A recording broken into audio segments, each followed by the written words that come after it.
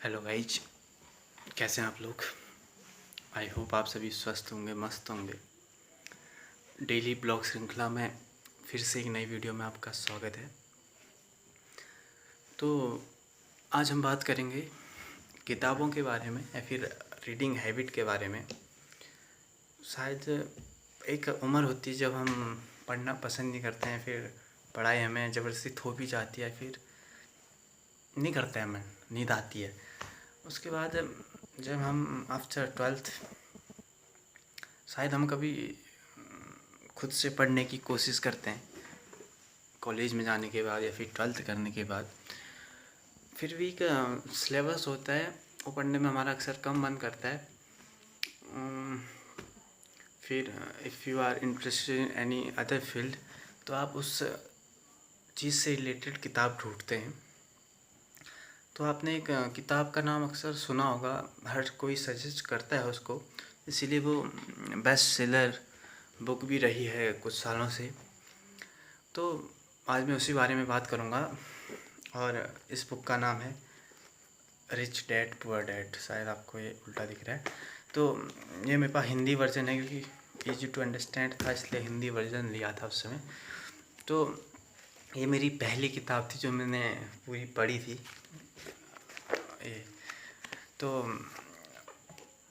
ये पढ़ी थी मैंने, मतलब फ़र्स्ट किताब थी जो मैंने पूरी पढ़ी थी, और ये मैंने खुद से ख़रीदी थी। मतलब पढ़ने के उद्देश्य से इंटरेस्ट आया था इस किताब को पढ़ने में, तो पहली बार वो एक किताब भी खरीदी थी। मतलब वैसे नहीं तो किताबें कौन खरीदते हैं, भागते हैं किताबों से।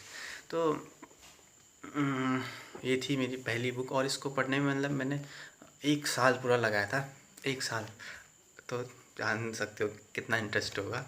1 साल पढ़ने में लगाया था, क्योंकि ऐसा होता कभी कहीं रहता था तो महीनों में खुलती थी 1-2 पन्ने, 1-2 चैप्टर या फिर इस टाइप से पूरा 1-2 सीरीज़।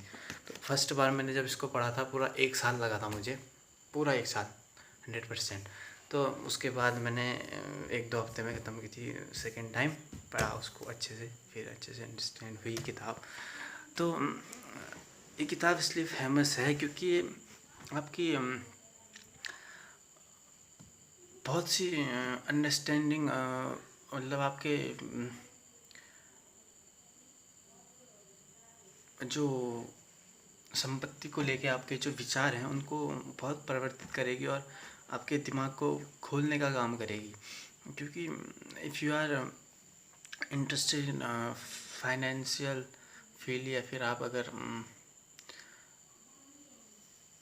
पैसों से या फिर क्या कहेंगे फाइनेंशियली कुछ अचीव करना चाहते हैं, तो आप ज़रूर पढ़ेंगे इस किताब को। और हर कोई रिकमेंड भी करता है इस किताब को, बहुत ही अच्छी किताब है। मतलब आप इस किताब को रिलेट कर पाएंगे अपनी डेली लाइफ में, या फिर जो आप एब्जॉर्व किया है अपनी लाइफ में उस चीज़ से आप 100% उसको रिलेट कर पाएंगे।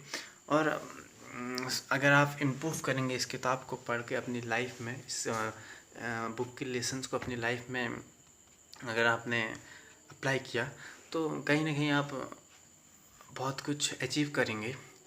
इसमें उस हर टॉपिक पे बात हुई है जो हमें फाइनेंशियली स्टेबल या फिर फाइनेंशियली स्ट्रॉन्ग बना सकती है अपनी लाइफ में।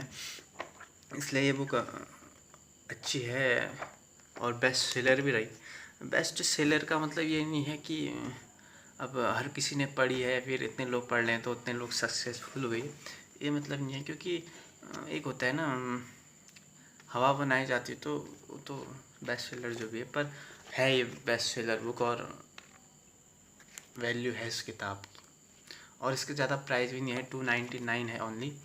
तो इसको आप अगर पढ़ना चाहें तो ज़रूर पढ़ें इस किताब को, आपको बहुत कुछ सीखने को मिलेगा, बहुत कुछ। क्योंकि किताबें ऐसा है, जो रियल नॉलेज होती है वो किताबें ही दे सकती हैं आज की डेट में। या फिर कहा जाए किताबें ही हैं जो आपको एक क्रमबद्ध तरीके से पिछले इतिहास को बयां कर सकती हैं। क्योंकि कोई भी इंसान आपको अगर कुछ बताएगा या फिर अगर एक्सपीरियंस लेने जाएंगे तो वो इसी टॉपिक पे आपको ज्ञान दे पाएगा या फिर चीज़ें बता पाएगा जिस बारे में आप जानना चाहते हैं।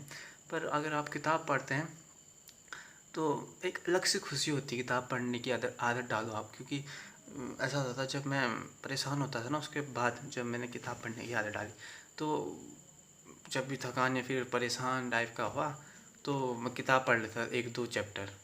इतना रिलैक्स फील होता है वो, कोई किताब पढ़ने वाला ही बता सकता है आपको, खासकर नॉवल जो पढ़ते हैं। तो एक बुक पढ़ने की आदत बहुत ही अच्छी होती है।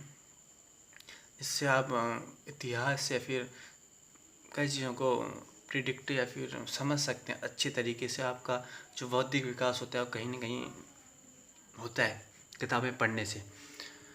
तो यही था इस किताब के बारे में, और आप भी ज़रूर से पढ़ें इस किताब को, रिच डैड पुअर डैड करके है। इसमें कहानी क्या बताऊं? तो कहानी ऐसी है इसमें कि कहानी तो इसमें ऐसा होता है, एक बच्चा होता है जो अपने पिताजी को और एक उसके दोस्त के पिताजी होते हैं, उनके जीवन को एब्जॉर्व कर रहा होता है। तो उसके जो उसके खुद के पिता होते हैं वो गवर्नमेंट मतलब एम्प्लॉयड होते हैं, अच्छी खासी सैलरी कमा रहे होते हैं, फिर भी वो फाइनेंशियली कभी सेटल नहीं हो पाते हैं।